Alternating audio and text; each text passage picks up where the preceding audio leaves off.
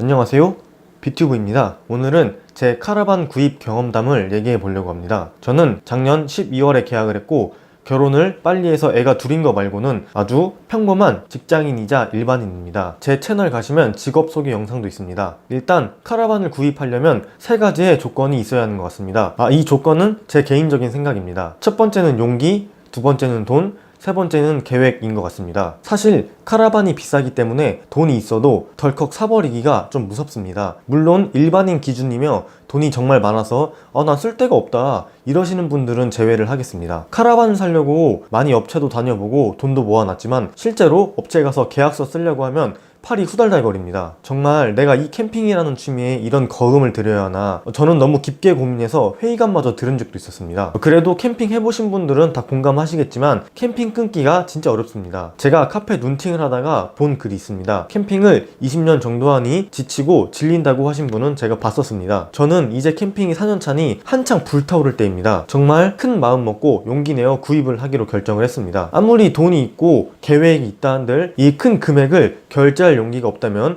안 될 것 같습니다. 제 입장에선 5천만 원이라는 돈이 진짜 너무 크게 느껴졌습니다. 두 번째는 돈이라고 생각을 합니다. 사실 용기가 있다 한들 돈이 없으면 꽝이긴 합니다. 카페를 보다 보니 돈은 있는데 용기가 없는 경우를 더 많이 보아서 용기를 1순위로 측정을 했습니다. 저는 캠핑을 거의 2주에 한 번 정도는 다녔었습니다. 주로 2박 3일을 가다 보니 캠핑장 비용도 만만치 않게 들었습니다. 한 번 갈 때마다 7만원에서 8만원 정도 들었었는데 한 달에 두 번이나 가다 보니 15만원 이상 캠핑장 비용으로 들었었습니다. 여기에 캠핑 장비를 좀 사고 하면 한 달에 한 30만원 이상가량 캠핑으로만 지출을 한 것 같습니다. 그래서 생각이 든 게 아니 이 정도면 카라반 살 수 있지 않나? 이런 생각이 들었었습니다. 본격적으로 카라반을 알아보니 3천만원 정도면 괜찮은 중고를 고를 수가 있었는데요. 계속 이것저것 보다 보니 눈이 끝없이 높아졌습니다. 결국 500급 후반의 카라반이 탐났고 아무리 중고라도 500급의 후반대는 3천만원 후반 정도였습니다. 옵션 달린 500급이 3천만원 후반대면 정말 저렴한 거긴 합니다. 하지만 제 예산은 3천만원이었으니 좀 더 고민을 하기로 했습니다. 정말 이 500급을 구입을 하게 되면 평생 탈 것인가? 저는 연년생 아들이 둘이기 때문에 나중 가면 약간 작을 것이라고 생각을 했습니다. 사실 500급도 100% 만족을 하지 못했습니다. 다만 자금의 압박으로 500급 후반을 선택한 건데요. 추후에 만약에 기변을 하게 되면은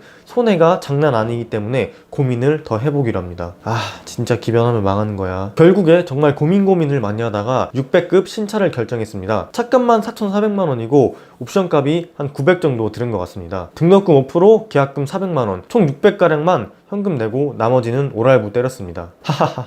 10년 동안 달에 50만원이라는 돈을 내야 합니다. 완전히 노예 계약입니다. 사실 선수금 없이 오랄부 하시는 분들이 은근히 많다고 들었습니다. 카라반을 사려고 돈을 모아놓진 않으니까요. 마지막으로 얘기할 것은 계획입니다. 여기서 생각이 든 건 지금 생활도 팍팍한데 10년 동안 대체 50만원을 어떻게 낼 것인가 생각을 정말 많이 했습니다. 첫 번째, 수입을 늘린다. 두 번째, 지출을 줄인다. 사실상 1번은 거의 불가능에 가깝다고 생각을 합니다. 몸이 두 개도 아니고 갑자기 다음 달에 진급이 되는 것도 아니고 사실 수입을 늘릴 방법은 거의 없다고 생각을 합니다. 물론 제 기준입니다. 잠을 쪼개서 투잡을 뛰지 않는 이상 수입을 늘리긴 어렵다고 생각을 합니다. 그럼 만만한 2번인데요. 저는 캠핑을 시작하고 나서는 쓸데없는 지출이 정말 많이 줄었습니다. 캠핑이라는 취미가 돈이 많이 들기 때문에 캠핑에 올인을 했기 때문인데요. 캠핑 가기 전날 장 보러 와서 마트에서 긁는 카드값 말고는 다른 지출이 정말 많이 줄었습니다. 하지만 카라반을 구입하게 되면 할부가 있어서 텐트캠 시절보다 돈이 더 많이 나가니 다른 지출을 줄일 수 있을 만큼 줄여보려고 합니다. 저는 지금까지 가계부를 15년간 써왔기 때문에 어디서 지출이 많은지 알 수 있기 때문에 지출을 줄일 자신이 있습니다. 아무리 그래도 50만원은 정말 큰 돈입니다. 제가 들은 바로는 7년 정도가 지나면